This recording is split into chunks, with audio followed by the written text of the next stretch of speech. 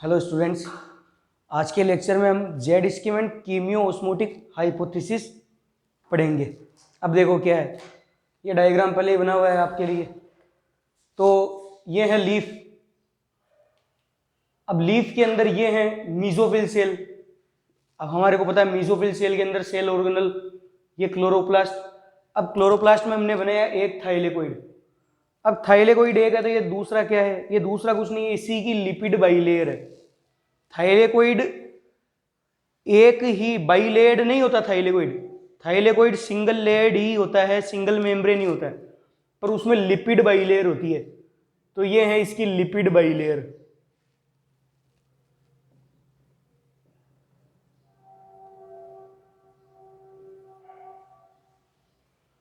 Lipid bilayer ये lumen हो गई।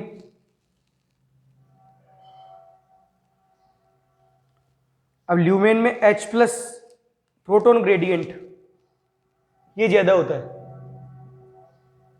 Comparison to stroma. अब स्ट्रोमा को स्ट्रोमा क्यों कहते हैं ये भी पता पड़ जाएगा आज। ठीक है, हमारे को पढ़ना है जेड स्कीम। अब जेड स्कीम के लिए सबसे पहले बनाएंगे फोटो सिस्टम। तो बनाते हैं photo system.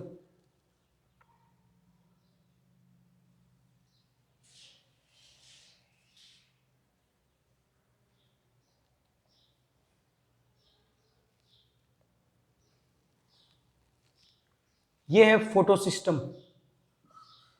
Photo system second.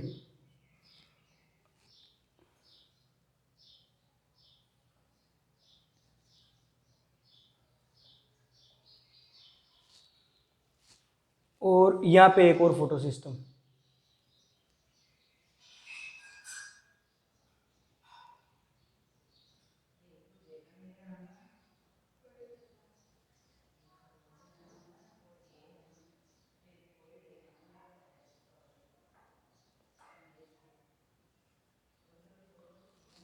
ये है फोटो सिस्टम फर्स्ट। अब फर्स्ट और सेकंड क्या है? फर्स्ट और सेकंड से ये फोटो सिस्टम फर्स्ट पहले डिस्कवर हुआ था और फोटो सिस्टम सेकंड बाद में। अब जो फोटो सिस्टम फर्स्ट है इसकी वेवलेंथ होती है 700 नैनोमीटर।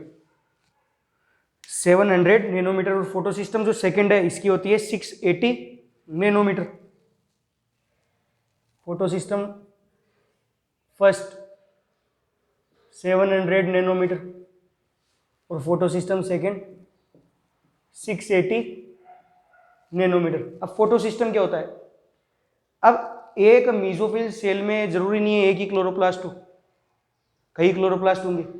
एक क्लोरोप्लास्ट में कई सारे थाइलेकोइड होते हैं और एक थाइलेकोइड में कई सारे फोटोसिस्टम होते हैं और एक फोटोसिस्टम में कई सारे लाइट हार्वेस्टिंग कॉम्प्लेक्स होते हैं और कई सारे रिएक्शन सेंटर होते हैं। बट दो लाइट हार्वेस्टिंग कॉम्प्लेक्स के बीच में सिर्फ एक ही रिएक्शन सेंटर होता है। दो लाइट हार्वेस्टिंग कॉम्प्लेक्स के बीच में कितने रिएक्शन सेंटर होते हैं? बस एक रिएक्शन सेंटर होता है। ये रिएक्शन सेंटर ये बहुत ज्यादा इंपॉर्टेंट है। अब रिएक्शन सेंटर के अंदर क्या होता है? Chlorophyll A. अब क्लोरोफिल ए के दो मॉलिक्यूल होते हैं, अपन एक ही पढ़ लेते हैं क्योंकि जो काम एक में होगा वो ही दोनों में होगा। ये क्लोरोफिल ए, यहां पे भी क्लोरोफिल ए ही होगा।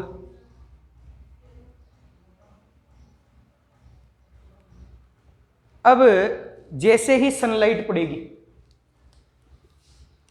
सूर्यदेव भी बना दे या बनाने की जरूरत है नहीं, वैसे सनलाइट जब पड़ेगी इस क्लोरोफिल ए पे रिएक्शन सेंटर के अंदर तो इसका इलेक्ट्रॉन होगा एक्साइट। ये इलेक्ट्रॉन करेगा एक्साइट। ये कर दिया इसने इलेक्ट्रॉन एक्साइट। अब इस इलेक्ट्रॉन को इसने जिस इलेक्ट्रॉन को एक्साइट किया उसको कोई ना कोई तो पकड़ने वाला भी होना चाहिए।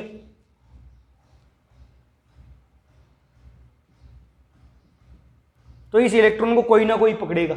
इस इलेक्ट्रॉन को पकड़ लिया इसने, प्राइमरी एक्सेप्टर ऑफ इलेक्ट्रॉन, या इसी को कहते हैं फियोफाइटिन। प्राइमरी इलेक्ट्रॉन एक्सेप्टर कह लो या तो इसको। अब इसको क्या कहेंगे? इसको कहेंगे या तो प्राइमरी इलेक्ट्रॉन एक्सेप्टर।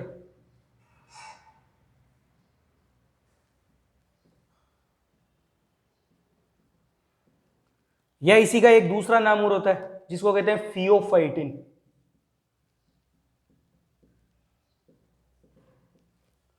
फियोफाइटिन।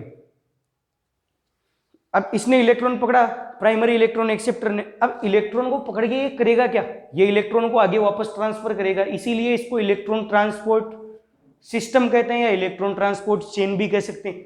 अब इसने इलेक्ट्रॉन पकड़ लिया, अब ये इलेक्ट्रॉन क्या पकड़ के क्या करेगा, आगे ट्रांसफर करेगा। कर रहा है भैया, ये खेल रहे हैं।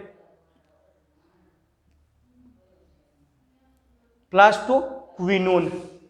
अब प्लास्टोक्विनोन ने इलेक्ट्रॉन पकड़ा, इसने भी आगे ट्रांसफर किया। अब इसने आगे ट्रांसफर किसको किया, साइटोक्रोम B6F, ये भी वापस आगे ट्रांसफर करेगा इलेक्ट्रॉन, ये करेगा प्लास्टोसियानिन को। ये आगे इलेक्ट्रॉन ट्रांसफर करते जा रहे हैं, करते जा रहे हैं, करते जा रहे हैं।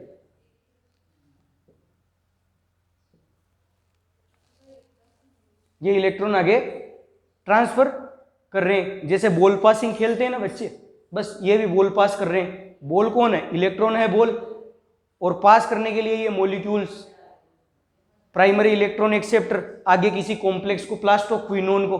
अब प्लास्टोक्विनोन आगे साइटोक्रोम B6F को, और साइटोक्रोम B6F आगे प्लास्टोसियानिन को इलेक्ट्रॉन ट्रांसफर कर रहा है।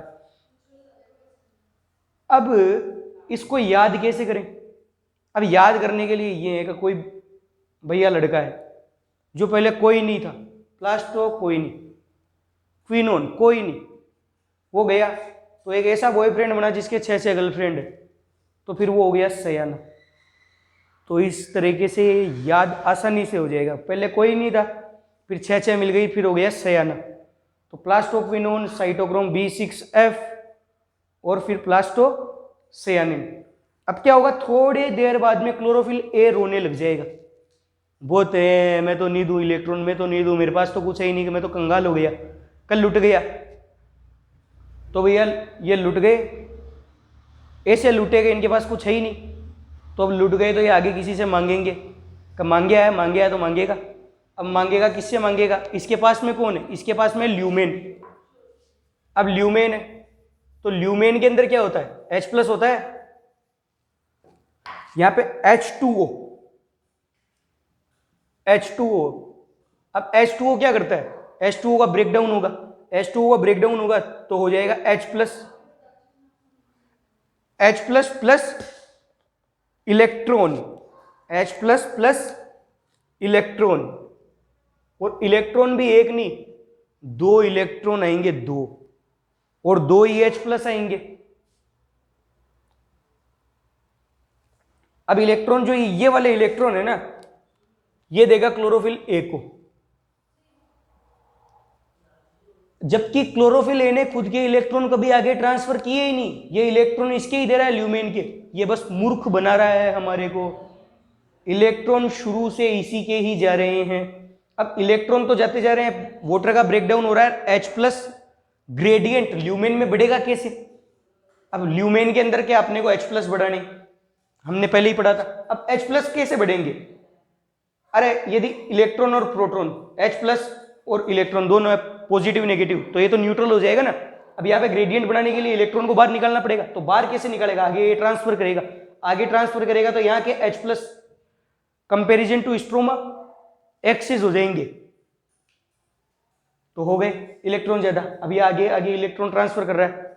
अब उसी तरीके से क्लोरोफिल ए जो फोटोसिस्टम फर्स्ट है, उसका भी इलेक्ट्रॉन होगा एक्साइट, हुआ इलेक्ट्रॉन एक्साइट। अब इलेक्ट्रॉन एक्साइट हुआ तो इलेक्ट्रॉन को यहां पे भी कौन पकड़ेगा, वही प्राइमरी इलेक्ट्रॉन एक्सेप्टर, सेम। अरे इसको भी प्राइमरी इलेक्ट्रॉन एक्सेप्टर ही कहेंगे। अरे इसके लिए सबसे पहले इलेक्ट्रॉन इसी ने ही पकड़ा, जिसने सबसे पहले इलेक्ट्रॉन पकड़ा उसको क्या कहेंगे, प्राइमरी इलेक्ट्रॉन एक्सेप्टर। अब प्राइमरी इलेक्ट्रॉन एक्सेप्टर ने पकड़ लिया इलेक्ट्रॉन। अब आगे ये क्या करेगा, ये आगे ट्रांसफर करेगा। करा इसने ट्रांसफर, भैया करो आगे ट्रांसफर। अब जिसको इसने ट्रांसफर करा उसका नाम है FD, इसने FD करा दी। फिक्स डिपॉजिट नहीं है FD का मतलब, इस FD का मतलब है फेरिडोक्सी। अब फेरिडोक्सी एक कॉम्प्लेक्स होता है, ये याद रखना पड़ेगा, बस एंड है इसका, पहले पैसा इकट्ठा करते गए, इकट्ठा करते गए, इकट्ठा करते गए, इकट्ठा करके क्या करेंगे जिंदगी में, जिंदगी में इकट्ठा करके क्या करेंगे, एफडी कराएंगे ताकि पैसे हो जाए डबल। तो इसने भी क्या करा दी, एफडी करा दी। अरे बोलो इतना आया समझ में? तो चलो अब आगे पढ़ते हैं। अब एफडी कराने के बाद में क्या हुआ, एफडी कराने के बाद में यहाँ पे ये होगा, इधर होती है NADPH, यहाँ पे क्या होता है NADP। NADP सिंथेज एंजाइम होता है ये थाइलेकोइड की मेम्ब्रेन पे, थाइलेकोइड की जो मेम्ब्रेन होती है इसके ऊपर एक एंजाइम होता है जिसको कहते हैं NADP सिंथेज, NADP सिंथेज। मैं लिख देता हूं यहाँ पे।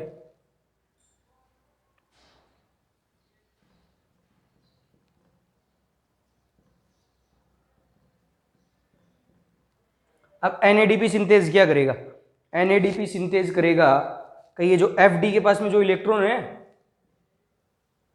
ये यहां पे जाएगा आगे। अब आगे ट्रांसफर करके क्या करेगा, ये हेल्प करेगा NADP से NADPH बनाने में। यहां पे स्ट्रोमा है, स्ट्रोमा में खूब सारी NADP पड़ी है, खूब एक्सेस में NADP, और NADP से क्या बनेगा NADPH। अब NADPH कैसे बनेगा, NADP के साथ में क्या जुड़ना जरूरी है H+। अब H+ कौन सा, ये स्ट्रोमा में खूब सारा H+ है, खूब सारा H+ है, ये आ गया इलेक्ट्रॉन यहाँ पे, हेल्प कर दी, NADPH बन गया। अब NADPH तो बन गया, अब दूसरी चीज अपने को बनानी है ATP। अब वो ATP कैसे बनता है तो वो भी आज देख लेते हैं, ATP कैसे बनेगा।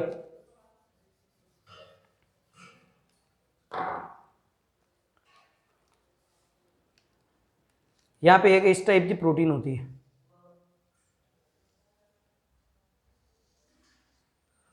याद आया कुछ, इसे कहते हैं F0F1, F0F1।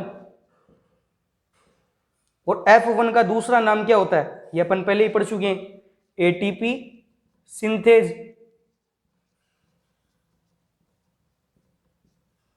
ATP synthase.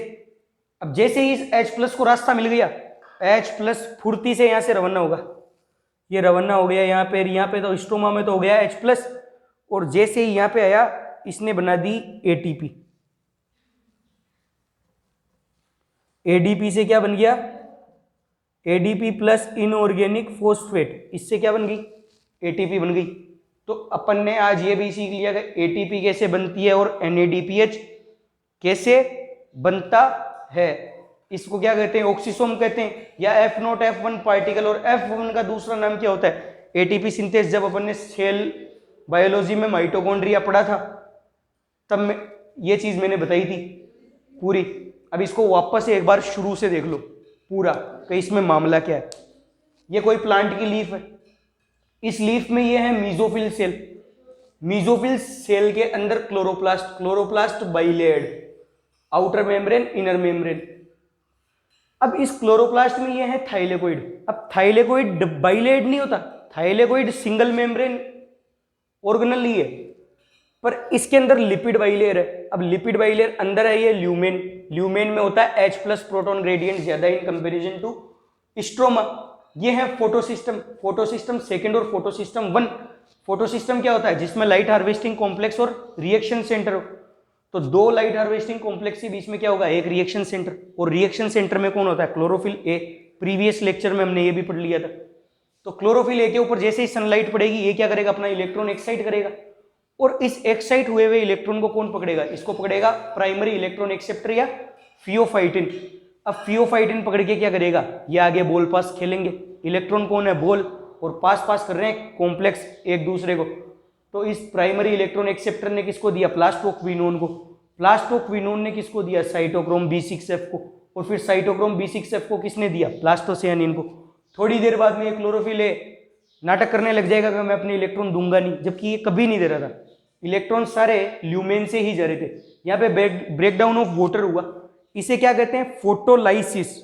इसे क्या कहते हैं, फोटोलाइसिस। फोटो मतलब, फोटो का मतलब क्या होता है, लाइट, और लाइसिस मतलब ब्रेक डाउन या टूटना। अरे फोटो मतलब लाइट और लाइसिस मतलब, यहां पे लिख देते हैं पूरा,